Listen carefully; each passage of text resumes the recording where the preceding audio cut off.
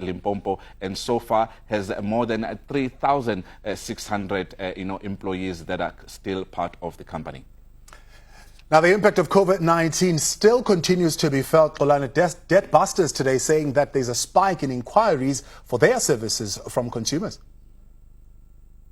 Yes, indeed. We were expecting this. DebtBusters a couple of months ago did say that indeed there is going to be an increase when you look at the number of people who are actually seeking unsecured debt, and when you look at how much money has, the changes there from Q4 2019, unsecured debt was at 47%, now sitting at 51%, and it's quite interesting the numbers of people who are going to actually take these unsecured, loans and quickly want some help from such services as DebtBusters. But what is interesting is that more younger and younger people are actually coming forward to seek this particular assistance. And however, those who are between the ages of 30 and 45 still remain the biggest, when it comes to the number of people who are actually indebted. I caught up with the head of DebtBusters, Benay Sega, and he says that the situation is critical.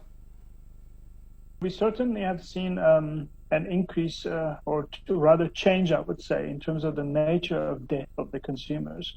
While the payment holidays were on, we saw a reduction in terms of the consumers with bonds, particularly. And I think that was a combination of payment holidays along with interest rate cuts really helped consumers in terms of monthly repayments, when especially consumers who had bonds.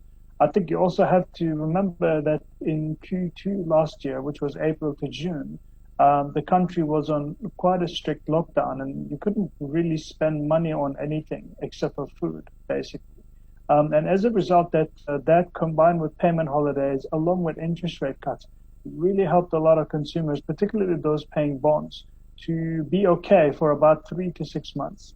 When you fast forward towards the end of the year, we've seen this change, and more consumers with bonds are now seeking help because now payment holidays are finished and they've kind of readjusted their levels, spending levels and spending habits to paying a bit lower on their